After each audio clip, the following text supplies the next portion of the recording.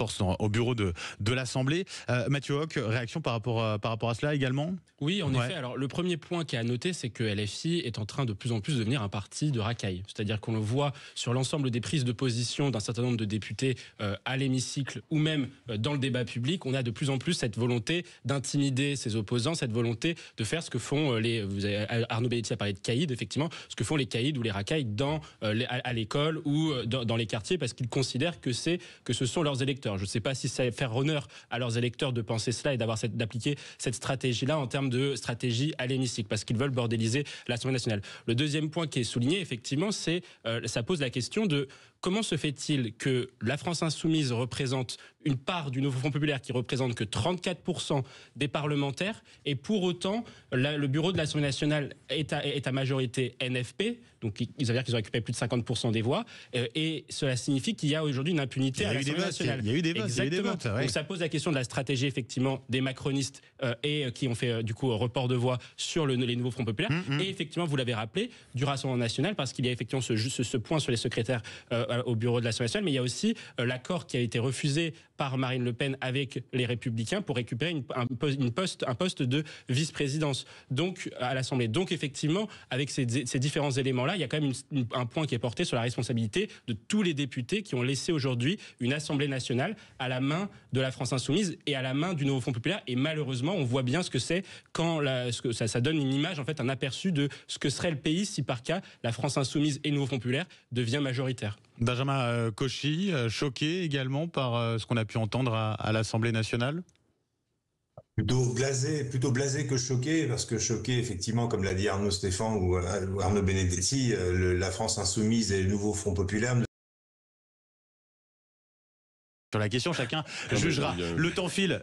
Mathieu Hoc, on termine quand même avec votre coup de gueule. Donc, ça concerne les députés. Là, on revient en France, les députés qui votent le renforcement de l'exit tax. Exactement. Alors, les députés aujourd'hui, notamment du Nouveau Front populaire, se sont fait plaisir pour amender ce budget. Ils ont introduit un mur fiscal sans précédent. Mais au-delà du volume, on va dire, des impôts supplémentaires qui ont été créés, près de 80 milliards, ce qui est intéressant, c'est de voir quels types d'impôts ont été créés ou renforcés. Et il y a l'exit tax. Donc l'exit tax, c'est un peu le révélateur de ce qu'on pourrait appeler le génie fiscal français. C'est-à-dire que vous avez des gens qui partent de la France, notamment pour des raisons fiscales, et on veut taxer ce qu'on appelle les plus-values latentes dans un délai de 2 ans. Et initialement, c'était 15 ans.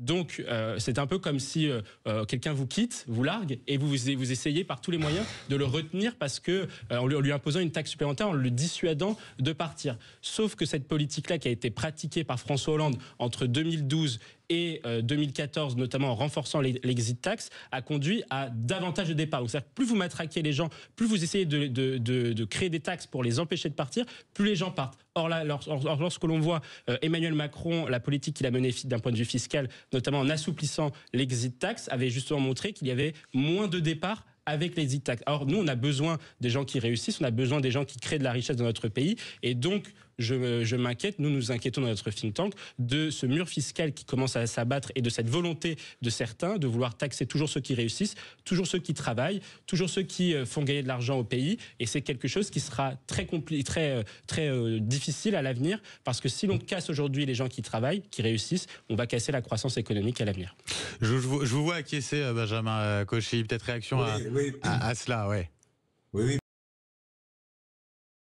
Rapidement pour conclure sur ce sujet-là. Oui, très rapidement. Il y a un premier point qui est effectivement sur les consommateurs, ça a été dit, parce que de toute façon, tant que la France reste le premier marché de consommation du cannabis, le 3e d'héroïne et le 6e de cocaïne, on n'arrivera jamais à enrayer les trafics. Ça, c'est le premier élément. Et effectivement, les mesures proposées par Bruno Retailleau vont dans le bon sens. Le deuxième point, ça a été rappelé, et je ne vais pas reprendre le diagnostic, tout le monde le connaît sur la guerre des territoires, mais effectivement, il y a un problème plus global qui est effectivement une question de culture, d'état d'esprit, avec la doctrine du pas de conflit, pas de vague, où on a justement, en achetant la paix sociale avec une politique, la politique de la ville très dispendieuse, 111 milliards d'euros sur les 10 dernières années, on s'est dit qu'avec ça, on allait enrayer la pauvreté et finalement on allait enrayer les trafics, ce qui est complètement faux. On le voit avec l'exemple de Marseille notamment. Le troisième point qui est important, et donc finalement l'état de droit et la politique de la ville créent des zones de non-droit, puisque de fait l'État n'intervient plus à renier les services régaliens pour pouvoir mettre davantage de social. Et le troisième point point qui est très important,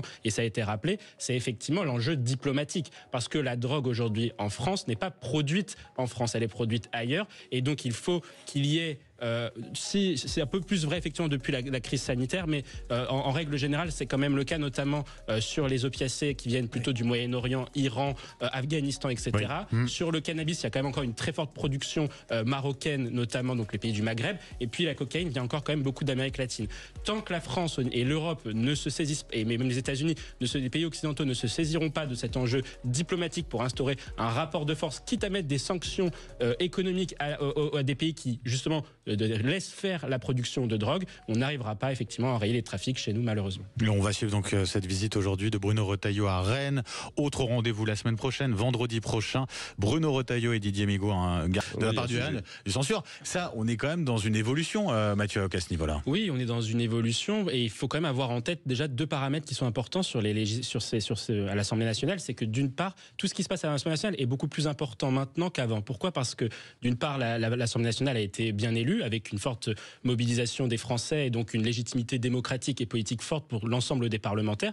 Et d'autre part, parce que justement, elle a traduit un sentiment qui était présent dans l'opinion publique, c'était d'infliger une sanction électorale à l'encontre de la politique du chef de l'État, ce qui a eu lieu à l'Assemblée nationale. Et à ce titre-là, la présence du Rassemblement national avec un groupe aussi important, quand même, il faut le dire, c'est le premier parti à l'Assemblée, est l'incarnation de cela. Ensuite, après, la question... Il n'y a pas de majorité, en tout cas, pour gouverner. Ah oui, bien sûr, il n'y a aucune majorité. Ouais. Non, ensuite, après, effectivement, je rejoins tout à fait ce qu'a dit Arnaud, c'est-à-dire qu'il y a la stratégie de notabilisation du Rassemblement national se heurte à un point qui est qu'aujourd'hui, il est malgré tout à l'écart, il est mis au banc à l'Assemblée nationale par les autres groupes parlementaires. Et le deuxième point, c'est que un des carburants électoraux du Rassemblement national, c'est l'impuissance publique. C'est l'idée que le Rassemblement national peut changer la vie des Français sur un certain nombre de sujets sécuritaires, migratoires, pouvoir d'achat, etc. Or, aujourd'hui, ce que l'on voit, alors que, comme vous l'avez rappelé, l'Assemblée nationale est ingouvernable, il n'y a pas de majorité, le Rassemblement national avait justement l'opportunité d'être un groupe pivot. Et on a souvent dit, et le Rassemblement national a souvent pris cette étiquette de groupe pivot à l'Assemblée nationale, de groupe sur lequel le gouvernement ne pouvait pas justement ne pas compter. Et donc, cela sous-entendait que le Rassemblement national, dans cette position-là, pouvait faire des choses pour améliorer la vie des gens. Or, ce que l'on voit, c'est que depuis le 7 juillet, ils n'ont pas réussi à obtenir d'arbitrage politique favorable de leur point de vue aux yeux des Français. Et donc ça pose quand même un problème par rapport à leur discours. Ensuite, après, est-ce que électoralement, la position du Rassemblement national sur cette niche aujourd'hui a un impact électoral? Je dirais qu'en fait, pour les électeurs de droite, plutôt oui, puisqu'on voit que les électeurs de droite qui ont justement, parce que l'électorat du Rassemblement national a un peu muté avec la notabilisation du Rassemblement national, il y a plus d'électeurs LR qui ont voté pour justement le Rassemblement national. Et effectivement, eux ne comprendront pas que par exemple que Bruno Retailleau, que le gouvernement et que les LR ne reprennent pas certaines mesures sur les peines planchées, etc. En revanche, pour les électeurs de gauche ont tous voté contre le Rassemblement national parce que c'était le Rassemblement national. Donc, expliquer que la gauche ne vote pas l'abrogation de la réforme des retraites demandée par le Rassemblement national ne va pas faire bouger un seul électeur de gauche vers le Rassemblement national. Donc, à ce titre-là, pour les électeurs de gauche, la position du Rassemblement national ne parviendra pas à faire bouger les lignes. Arnaud, Stéphane, avant. Intéressant, c'est qu'effectivement, une partie de la presse et des élites de ce pays, comme disait Arnaud, rêvent que ce soit Kamala Harris qui gagne face à Donald Trump. Mais pourquoi ils rêvent de cela? Parce qu'effectivement, il y a le cas, ils se pensent être dans le camp de la morale et le camp du bien, mais surtout, c'est que les indicateurs électoraux dans les swing states, du coup, dont vous parlez, sont très mauvais pour Kamala Harris. Il y a 3 types de swing states, il y en a 7. Il y a 3 types d'États clés. Les premiers États, c'est ceux du Sud, donc c'est l'Arizona et le Nevada. Ouais. On voit aujourd'hui que, en ayant décroché dans l'électorat les latinos, notamment sur les questions migratoires, Kamala Harris va perdre l'Arizona, c'est quasiment certain. Nous, on travaille dessus, on a une équipe qui travaille dessus quasiment tous les jours aujourd'hui et qui sortira un rapport lundi. Elle a perdu quasiment l'Arizona. Le Nevada est en train de tomber, même s'il reste une poche d'électeurs pour Kamala Harris à Vegas. Donc ça, c'est le premier point. Donc elle a perdu quasiment ces États du Sud. Et c'est pour cela, d'ailleurs, qu'elle ne fait même plus campagne dans les États du Sud, parce que l'état-major des démocrates considère qu'ils ont complètement perdu là-bas. Ensuite, après, il reste 2 types d'États. Les États... Donc, vous avez vu à Vegas, quand même, cette pub que c'est offert Kamala Harris, quand même, sur le dôme de Las Vegas. Bon, il y a quand même une volonté, je sais pas, de faire acte de présence et d'essayer de bousculer les choses, non? Exactement, mais elle n'a pas fait... parce qu'effectivement, c'est un État qui est important, qui ramène peu de grands électeurs, parce que ce n'est que 6 grands électeurs, mais elle n'a pas fait de déplacement récents à Vegas, etc. Donc, c'est pas la stratégie démocrate. La stratégie démocrate, c'est plutôt de cibler deux types d'États. C'est d'abord les États de l'Ouest, donc la Géorgie et la Caroline du Nord, pardon. Ouais.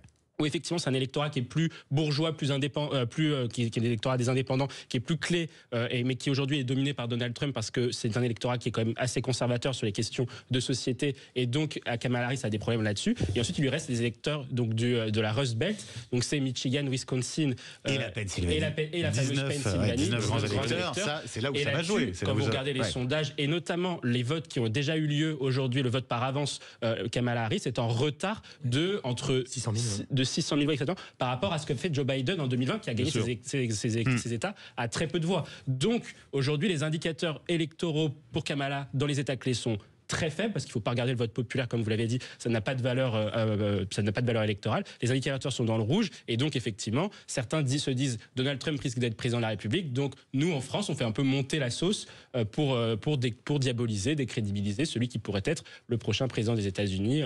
Pas tous les médias quand même. Non, pas tous, mais une partie. Il y en avait bien. Alors ça, chacun jugera. De toute façon, après, tout le monde a un avis sur la question. Chacun jugera. Le temps file.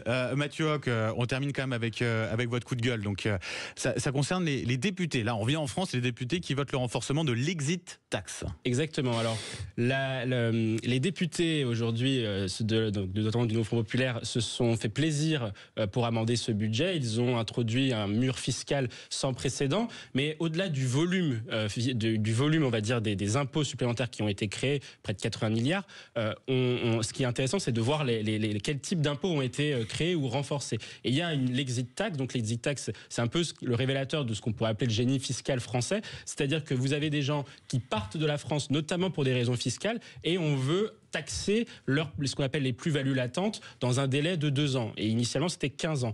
Donc, c'est un peu comme si quelqu'un vous quitte, vous largue, et vous essayez par tous les moyens de le retenir parce que en lui imposant une taxe supplémentaire, en le dissuadant de partir. Sauf que cette politique-là qui a été pratiquée par François Hollande entre 2012 et 2014, notamment en renforçant l'exit tax, a conduit à davantage de départs. Donc, c'est-à-dire que plus vous matraquez les gens, plus vous essayez de créer des taxes pour les empêcher de partir, plus les gens partent. Or là, lorsque l'on voit Emmanuel Macron, la politique qu'il a menée d'un point de vue fiscal, notamment en assouplissant l'exit tax, avait justement montré qu'il y avait moins de départs avec l'exit tax. Or, nous, on a besoin des gens qui réussissent, on a besoin des gens qui créent de la richesse dans notre pays, et donc je m'inquiète, nous nous inquiétons dans notre think tank de ce mur fiscal qui commence à s'abattre et de cette volonté de certains de vouloir taxer toujours ceux qui réussissent, toujours ceux qui travaillent, toujours ceux qui font gagner de l'argent au pays, et c'est quelque chose qui sera très difficile à l'avenir, parce que si l'on casse aujourd'hui les gens qui travaillent, qui réussissent, on va casser la croissance économique à l'avenir. Je vous vois acquiescer, Benjamin Cauchy, peut-être réaction à cela, ouais.